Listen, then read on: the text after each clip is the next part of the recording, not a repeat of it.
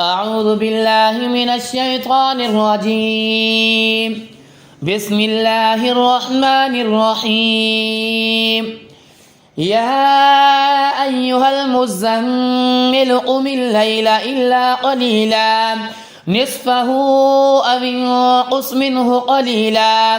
أو زد عليه ورتل القرآن ترتيلا إنا سنلقي عليك قولا ثقيلا إن ناشئة الليل هي أشد وطئا وأقوم قيلا إن لك في النهار سبحا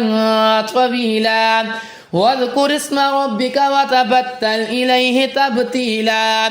رب المشرق والمغرب لا إله إلا هو فاتخذه وكيلا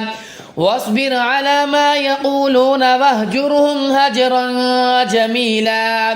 وذرني والمكذبين أولي النعمة ومهلهم قليلا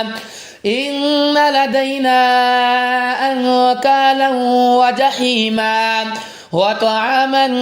ذا غصة وعذابا أليما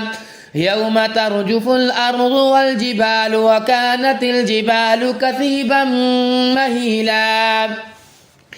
إنا أرسلنا إليكم رسولا شاهدا عليكم كما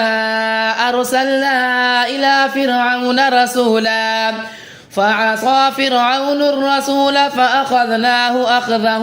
وبيلا فكيف تتقون إن كفرتم يوما يجعل البلدان شيبا السماء منفطر به كان وعده مفعولا إن هذه تذكرة فمن شاء اتخذ إلى ربه سبيلا إن ربك يعلم أنك تقوم أدنى من ثلثي الليل ونصفه وثلثه وطائفة من الذين معك والله يقدر الليل والنهار علم أن لن تحصوه فتاب عليكم فاقرؤوا ما تيسر من القرآن علم أن سيكون منكم مرضى وآخرون يضربون في الأرض يبتغون من فضل الله وآخرون يقاتلون في سبيل الله فاقرؤوا ما تيسر منه وأقيموا الصلاة وآتوا الزكاة وأقرضوا الله قرضا حسنا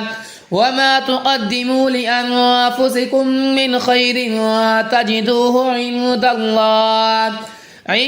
الله هو خيرا وأعظم أجرا واستغفروا الله